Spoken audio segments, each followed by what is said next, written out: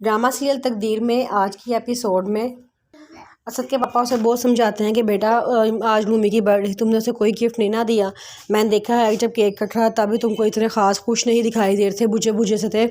میں چاہ رہا ہوں کہ تم جاؤ جا کے اس کے لیے ایک اچھا سا گفٹ خریدو, اسے ایک اچھا سا گفٹ دو تاکہ وہ خوش ہو جائے, تم دونوں کے درمیان جو بھی جس بھی قسم کی ناراضگی ہے نا وہ ٹھیک ہو جائے. اسد پہل تو نہیں مان رہا ہوتا, خاموش ہو جاتا ہے, لیکن پھر اس کے پاپا جب زبردستی اسے فورس کرتے ہیں تو کہتا ہے اچھا چلیں ٹھیک ہے, اور وہ چلا جاتا ہے.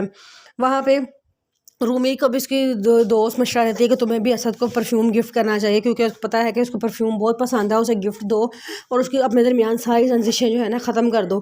وہ کہتا ہے اچھا چلو ٹھیک, وہ کہتی ہے اچھا چلو ٹھیک ہے میں ایسا ہی کرتی ہوں. وہ اسد کی فیوریٹ دکان پہ پہنچ جاتی ہے اور اسد بھی اسی فیوریٹ شاپ پہ چلا جاتا ہے اسی ٹائم پہ رومی کے لیے گفٹ لینے کے لیے. جب رومی وہاں گفٹ لے رہی ہوتی ہے تو وہاں پہ ساتھ بھی آ جاتا ہے, وہ اپنے کلیگ کے ساتھ وہاں کھانا کھانے آیا ہوتا ہے. تو جب وہ رومی کو دیکھتا ہے تو اسے سلام دعا کرنے کے لیے آ جاتا ہے. جب وہ رومی کے پاس کھڑا ہوتا ہے اسی ٹائم اسد بھی آ جاتا ہے. اسد جب اس کو رومی کے ساتھ دیکھتا ہے تو اس کو بڑا غصہ آتا ہے, وہ اندر آ جاتا ہے اور کہتا ہے کہ اچھا تو تم اپنے گھر جانے کا کہہ کے یہاں پہ اس کے ساتھ شاپنگ کرتی پھر رہی ہو. تو وہ ساتھ کہتا ہے کہ آپ کیسی باتیں کر رہی ہیں, یہ تو بائی چانس ہی ہماری ملاقات ہو گئی ہے, میں تو یہاں ڈنر کرنے آیا تھا اور یہ یہاں پہ تھی, میں نے کہا سلام دعا کر لوں.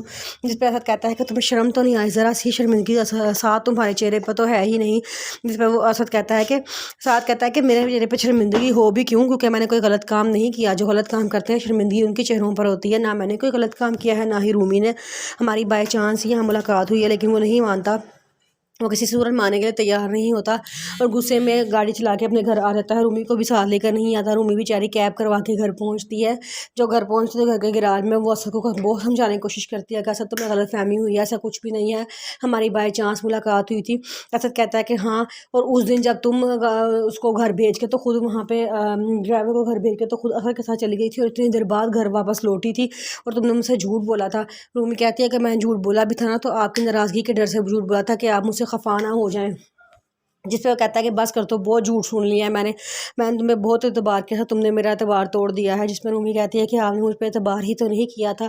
یہ ساری باتیں ماہین سن لیتی ہے, وہ بڑا خوش ہوتی ہے, وہ بھاگ کے اپنے ساس کے کمرے میں جاتی ہے اور انہیں جا کے کہتی ہے کہ اسد اور رومی کے درمیان بڑی شدید لڑائی ہو رہی ہے, جلدی سے آ جائیں. وہ کہتی ہے کہ ہائے اللہ کیا ہو گیا, وہ بھاگی آتی ہے. اتنی دیر میں رومی جو ہے کیب کرا کے اپنی امی کے گھر جا رہی ہوتی ہے اور اسد اپنے کمرے میں آ جاتا ہے اور اپنے کمرے میں آ کے وہ بہت روتا ہے, کمرے کی ساری چیزیں پھینک دیتا ہے. اس کی ماما کمرے میں آتی ہیں, کہتی ہیں یہ کیا حال بنایا ہوا ہے تم نے کمرے کا, اسد تمہیں کیا ہو گیا ہے. اسد کہتا ہے کہ اسد کوئی جواب نہیں دیتا, اسد خاموش ہوتا ہے. تو کہتا ہے کہ رومی کہاں, اس کی ماما کہتی ہے رومی کہاں ہے. وہ کہتا ہے کہ وہ ماں کے گھر چلی گئی ہے, اس نے مجھے بے وفائی کی ہے, اس نے مجھے دھوکہ دیا ہے, میں نے اس کو ساتھ کے ساتھ دیکھ لیا ہے. اس کی ماما کہتی ہے میں تو پہلے ہی تمہیں کہتی تھی لیکن تمہیں میری بات پہ یقین ہی نہیں آتا تھا, اب تم نے اپنی آنکھوں سے دیکھ لیا ہے نا, اب تو تمہیں یقین آ گیا ہوگا. وہ کہتا ہے کہ ماما بس میں نے بہت برداشت کر لیا, میں اور برداشت نہیں کروں گا. تو اس کی ماما کہتی ہیں ہاں تو ٹھیک ہے نا, وہ چلی گئی ہے نا غصے میں اپنی ماں کے گھر, بھجواؤ اس کو طلاق, پیچھے سے طلاق کا نوٹس بھجوا دو اس کے پیچھے سے, پتہ لگے اس کے گھر والوں کو بھی کہ انہوں نے کیسی پرورش کی ہے اپنی بیٹی کی, کیسی بے حیا لڑکی ہے. پتہ نہیں ایسا کیا گناہ میرے بیٹے سے ہو گیا تھا جو اتنی بے وفا لڑکی اس کو ملی بیوی کے طور پہ مل گئی تھی. مجھ سے تو بڑی غلطی ہو گئی تھی کہ میں نے تمہاری شادی اس سے کروا دی تھی, لیکن اب میں سمجھ گئی ہوں اور اب تم بھی سنبھل جاؤ. ساتھ اسد بڑا دکھی ہوتا ہے, وہ مسلسل رو رہا ہوتا ہے, اسے کچھ سمجھ نہیں آتا کہ وہ کیا کرے. دوسری طرف ہمنا کے بیٹے کو کینسر ہو جاتا ہے. ہمنا بڑا رو رہی ہوتی, کہتی ہے اتنا چھوٹا سا میرا بیٹا ہے, ابھی اس نے تو دنیا دیکھی ہی نہیں ہے اور اتنی بڑی اسے بیماری ہو گئی ہے. جس پہ اسد سمجھاتا ہے کہ تم زیادہ نہ رو, تم اپنی صحت کو خراب نہ کر لینا, یہ نہ ہو تمہاری صحت خراب ہو جائے, کیونکہ اب تم ایک زندگی نہیں تمہارے اندر ایک اور زندگی پل رہی ہے, تمہارا بی پی پہلے ہی بہت ہائی ہے, یہ نہ ہو تمہاری وجہ سے تمہارے بچے کا بھی نقصان ہو جائے. وہ کہتی ہے کہ میں کیا کروں, مجھے صبر نہیں آ رہا, میں ماں ہوں اس کی. تو وہ کہتا ہے کہ تم ماں ہو نا اس کی, اپنے بچے کو حوصلہ دو, اسے ہمت دو, اس کے اندر پاور ہوگی تو وہ اتنی بڑی بیماری کا مقابلہ کر سکے گا. اگر تم اس طرح روگی تو وہ بھی ہمت ہار جائے گا.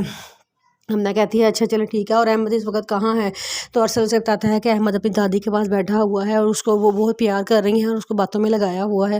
جس پہ ہمنا کہتی ہے کہ ہاں, پھر ارسل وہاں سے اٹھ کے آ جاتا ہے نیچے.